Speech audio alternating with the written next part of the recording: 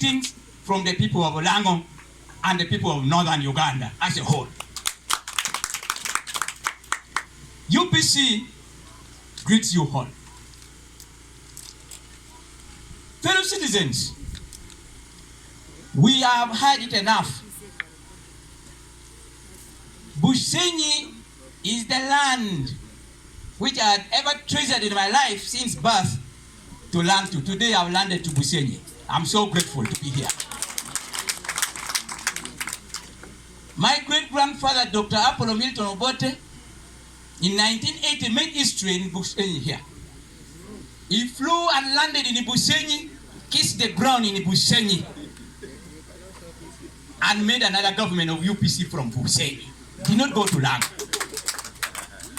But fundamentally, the message was for unity in diversity. Ankole uniting with the Lango, Ankole uniting with the Lukubara, Ankole uniting with the Buganda and the rest of the country. That was the message and the basis of that landing. Today, we have landed again on the land where UPC liberated this country from in 1980. We have landed here. The front has landed here, and Bushenyi, the greater Angokole, should anchor the struggle for the front and be in the front to lead this front. Where Bushenyi is involved, the country is involved. Where Ankole is leading, the country is leading. Follow our history well. Mzee Papa, thank you so much. I salute you. I've heard the history of this Mzee for the struggle he has been making in this country. He's a strugglist. He's a fighter. He's a compatriot. And with him being here, we are blessed. This struggle will succeed. And we must thank him. This struggle must succeed. My chairman, Colonel Dr. Kiza Besi, I told many people many times that I used not to support him. And for obvious reasons, you all know. But the daring struggle he has made to open up the fight against dictatorship in NRA and NRM makes him a freedom fighter, Mr. Besi. And that is why today he is my leader in the front, fighting for freedom of the people of Uganda. I salute you, sir. I will command from my command base until we liberate this country, when my chief commander is Dr. Kiza Best. And you know I can walk all the way from Lira up to here walking to deliver Uganda. That is possible. But this time, we are not working as individuals. We are working as one people of one country to deliver our country and own it up. That is the work now. No matter whatever problem you go through, this country belongs to you. Article 1 of the Constitution says power belongs to the people, and the people shall determine how they want to be governed. You are the power. You should decide how you want to be governed, how you want to be ruled. Power does not belong to Mr. Museveni. Power does not belong to his family. Power does not belong to the Bachuizi group. No. You know, somewhere they say Bachuizis are the devils. Satan, really. We cannot surrender Uganda to the devils.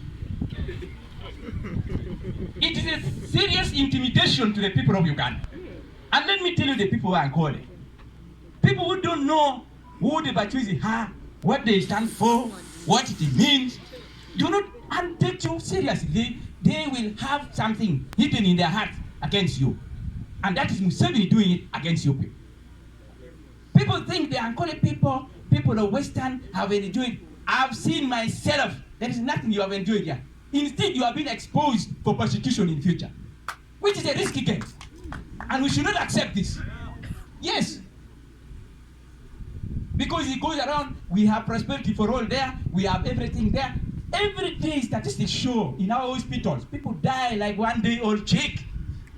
We bury every day with no statistics of how many has died and what has caused their death and what do we do to stop it. In Uganda, you die like a small chicken chick. Nobody cares about you. We have lost the meaning of citizenry. and the meaning of being the owners of this country. I have come here to bring you that solidarity. I'm from northern Uganda, people from central, eastern, and so on. We are coming together under one front for transition. We are not coming under front for change. Transition means we are moving from point A to point B. Change means you push it there. Transition is that we are taking power from military dictatorship owned by an individual back to the people of Uganda. That is the transition we are fighting for. And the front is just a drive. The basis of choosing the leadership of the front is the level of persecution you have gone through. I think in the recent history, Kizza Besigye has gone through the toughest persecution in the country, more than almost everyone. History may say that. I've been persecuted. I served in the parliament, in the 8th parliament. I've been arrested more than 4 times fighting for my freedom. And that's the basis on which I qualify to represent the people of northern Uganda in this front. So I've had it, I've seen it at a young age, and I've gone through it, I've grown over it. I'm still suffering. My children are victims finally. I am not going to accept, and I can tell you this, to allow another Museveni in the fork. I will not accept. I rather disappear. How I disappear, that should not be your business. Yes, what do I leave for my children? My father taught this country for 36 years. Up to now, he has not got his pensions. My children are lying home 2 years, no education, no basis. The language is lockdown. Lockdown where? Kenya people are studying. Rwanda people are studying. All over the world people are studying. Lockdown where? You are talking of lockdown, you are allowing other people to do other things. What are you talking about? Doing injustice even to the people who have no case against you. The children. We have lost this country. We have lost the future. Where will we be? Museveni has created us enmity all over the world. DR Congo, we looted their wealth. We are taken to IBPO, International Criminal Court. We have a load of money we must pay the Democratic Republic of Congo for the looting which we did in Congo. Who is going to pay the money? Me and my children and my whole father.